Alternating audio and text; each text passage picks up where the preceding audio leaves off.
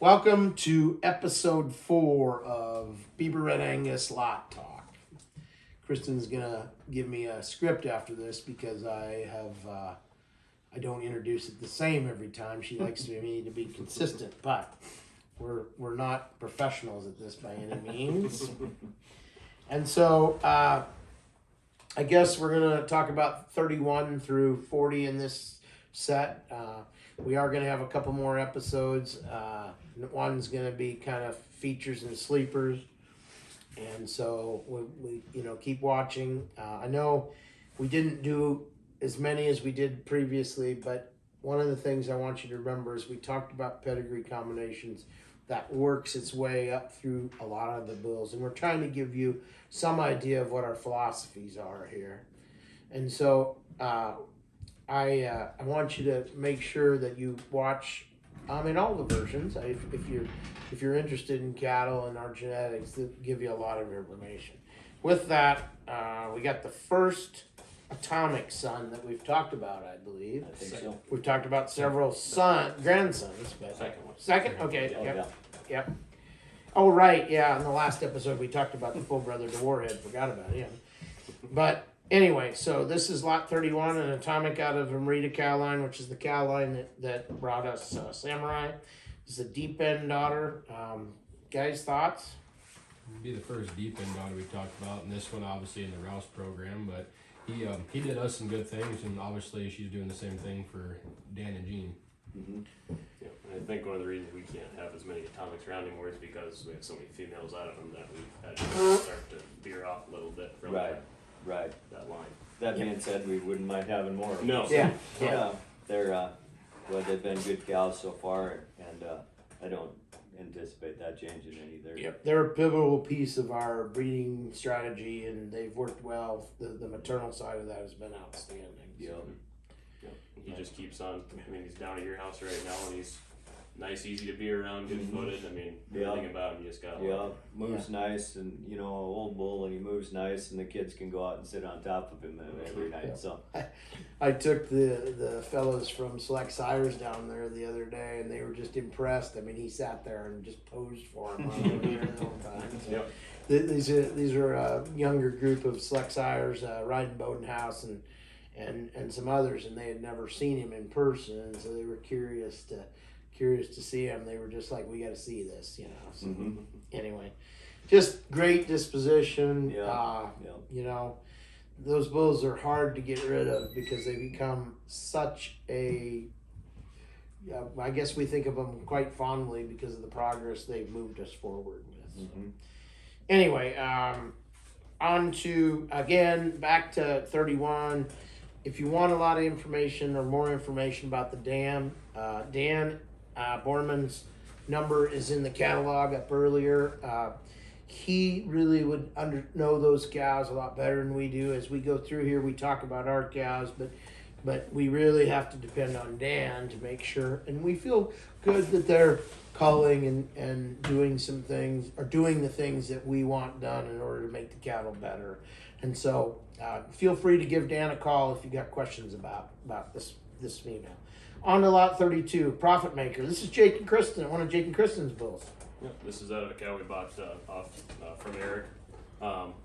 He's just got that nice dark color along with that flanks really dropped, and he's got that depth that I think people like. Might not be as wide as some of those other Maximus calves or something like that, but I think he brings a nice package of calving ease along with some growth behind it too.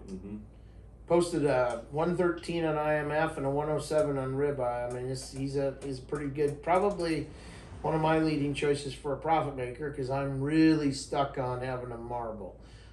And although I really like a good bull that posts pretty good IMF numbers. Part of my thought behind that is we, if we look at the success of certified Angus beef, they've increased demand on beef by just producing upper 2/3 of choice and prime. And I really do feel that that's, from an industry standpoint, that is something that we need to be cognizant of as seed stock producers, because it's important.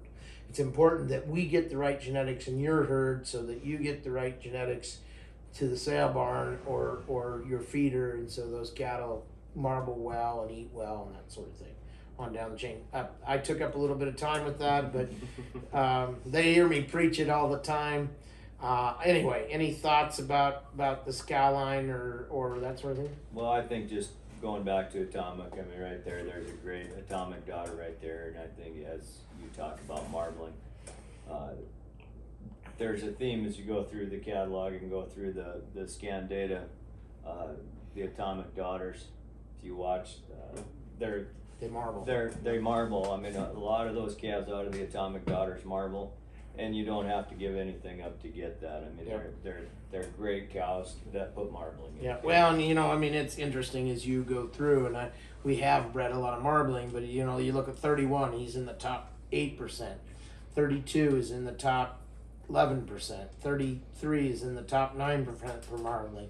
34 is in the top 1%. I mean, that's the kind of thing we want to do for our program because we really do think it affects the industry in a positive way. But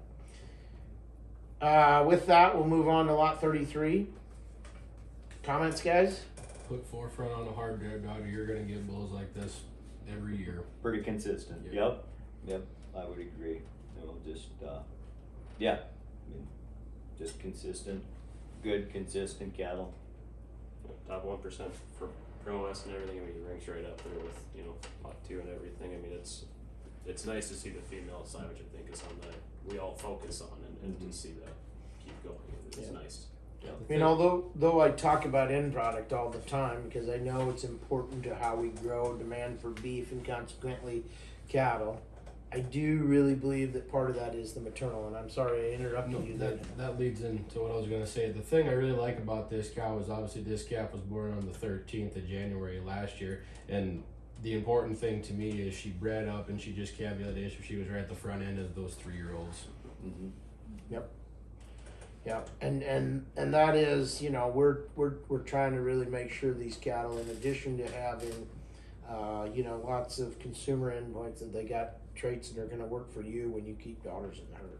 With that, I'm going to move on to one of my favorite stock markets, lot 34. But I'll let somebody else talk a little. Well, if you want to make some daughters, I mean, you got Stock Market franchise, two of our favorite maternal deals. I mean, I think too bad. Yeah, So I think from a female making standpoint, he's got a lot of good things going for him. Plus, I mean, you just look at the picture. I mean, he gives nothing up anywhere you ask him to. That, I mean, I know that picture's posed, but I was out bedding this hen this morning, and he was doing the same thing every time. I mean, he just looks the part. Yeah, that's something that StockMarket in general, like from calves, you can just see the style in them. Yep. And you can go down the bunk as 2 weeks after they're born and just see that's a StockMarket calf. Yep, just go right down the list, right down the bunk, all them babies we got up there, and they all look. So there's 289D again in his pedigree. I can't. Want to talk about consistent? Yeah, I mean, there's like two. I mean, I can't remember all the lots. I guess I mean, part of it is we put this catalog together in a crunch, and to make all those associations would be nice. But we don't have lots until right before we write footnotes, and then it just gets to be, part of it is with the U.S. mail the way it is, we got to really get this out quickly as fast as we can, and so we miss some of those things, and that's why we do lot talks. So, but one of the things I'll bring up on the franchise, there's some data within the dollar profit system that he says he's a very high fertility kind of bull, and we would feel that we agree with that those franchise cattle are really maternal kind of cattle. Mm-hmm. We're going to use, we have actually, I think we only have 1 or 2 bulls in the sale this year, and we probably have some daughters. We have more daughters coming, and we're going to use a couple of sons the next couple of years. But, we do like the maternally how those cattle work. Just like the dam to 33, she calved up front, got bred up front, she just calved yesterday. Okay. Yeah, he's on top of it. He knows who's calved and that sort of thing. So then on to 35. Here's a stock market with a little more frame. Thoughts, guys? I like that Sam cow, 114. She did it last year. She did it again this year, and I think she'll continue. Keep on. That's probably one we can't let go without getting some ET calves out of. She's just nice made cow, nice to be around. gets it done every time. You know, he comes with a little more birth weight, but honestly, one of the things I would tell you is that I'll reiterate that we feel strongly that these cattle won't have any problem on cows. You know, our recommendation is 1-star use on cows. I mean, that's how we feel about this data. Not every calf's going to weigh 115 pounds. The reality of what it's going to happen is on a bull like that, they're going to kind of average in the mid to high 80s probably. And on cows, what that does is that gives you a better start. The calf's a little heavier, you can handle weather adversity, and he'll weigh more at weaning or pay weight time. So, and also keep in mind too that, you know, 60% of the birth weight is the cow. So if you got a bunch of low birth weight bred into your cows, you know, you might think about a bull like that, you know, just to Stouten them up. To pump them up a little bit. Yep. So on to a Stockman son at lot 16. Thoughts, guys? Dylan? 36. 36. I'm 36. Sorry. I was looking at it and said, yeah, this is Dylan's calf. Yeah, well, he's good enough to be at 16 probably, but not every one of them can be there. So, Dylan, you want to talk about him first? He's yours. I guess I'll talk about the cow right away. I bought her from a guy that used to work here when he had left. So I mean, it really worked out for me in a big way.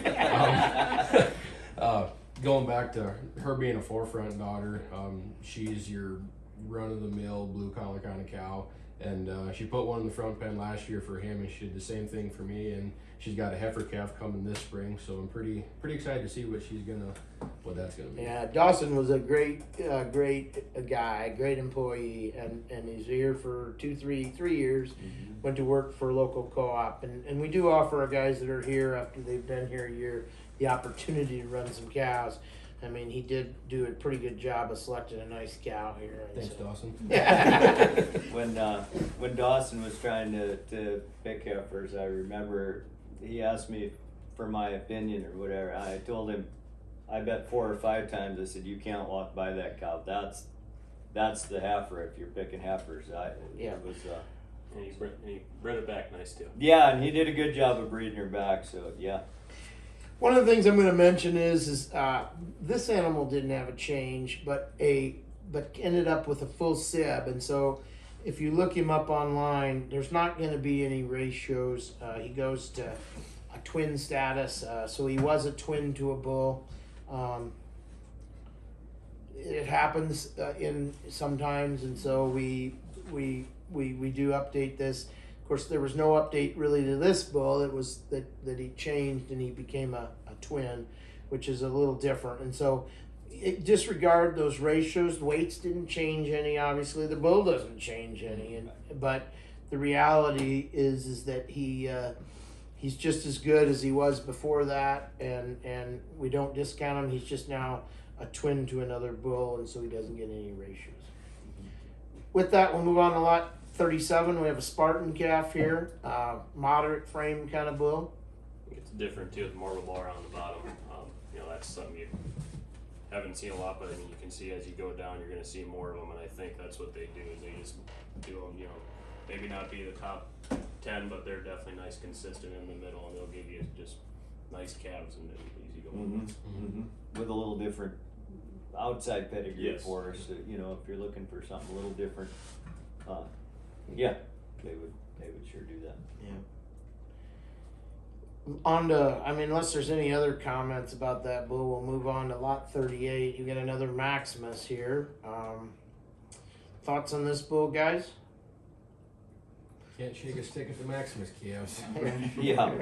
Yeah, they're so consistent. Every one of them. You know, I mean, you go down and you look. I mean, they're just so wide topped, and you know, I mean, like Dylan said earlier, every one of them will hold a 5-gallon bucket of water over their back. And these Tilly cow lines, I mean, we have a lot of cow lines, and the Tilly does pop up year to year. I mean, they've done a pretty consistent job. This one's out of a takeout, or would be a takeover derivative.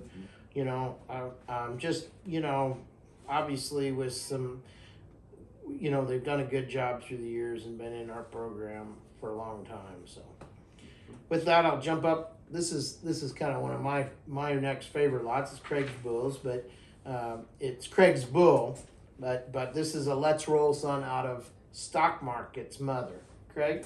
I was pretty excited about this pedigree, you know, for good reason. Stock Market's mother, and then Let's Roll on the top side.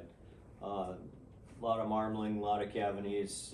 You know, he's sure going to be safe for any efforts you want to put with him, and probably leave a lot of really good daughters. Yep. And he ratioed to 130 on IMF, so that's kind of one of the exciting things, in my opinion, about him. Jake, did you have Yeah, I a mean, Let's Roll. We just can't use it as much as we used to because, again, the daughters between him and Roland Deep, I mean, they're just so close, and it just continues to do that. And, I mean, that combination, like you said, it's going to produce some pretty awesome stuff. I'd really like to see him. He's a mature bull, see what it looks like. Yeah. Yeah. I'm not so sure that from a pedigree diversity standpoint, he doesn't offer us some options, although on the bottom side of the pedigree, obviously, we're going to stack Adele 475C and Adele 297Y and a lot of And a lot of pedigrees, yeah. And so, yeah, that's, I mean, of course, I mean, we really believe you can stack these good females in there a lot more than what most people are probably a little comfortable with, but they can make a pedigree much more powerful. With that, on to lot 40. You got an ET calf, had a full brother up at lot 3 we talked about. Comments, guys? Ending it on Maximum, I think, is a good go. I mean, there's a reason they're all up at so many up at the front, because just the phenotype, the power, Stout. Stout, everything. plus Yeah. a darn good hard drive daughter on the bottom side of it. You know, there's, yeah, again, just can't miss kind of pedigrees, and yeah, cattle you're gonna want to hang on to, I'd say. Yep. So, with that, we're gonna close this episode of Lot Talk. I want to remind you the sale's Thursday, March 3rd at 1 o'clock. It's broadcast on DV Auction. Videos should be coming up on our website as we speak. Be finished kind of coming up Friday, Saturday. We should have them all up unless we get some weather hiccups, which we are anticipating. So with this, we're going to dismiss, and we'll see you in another version.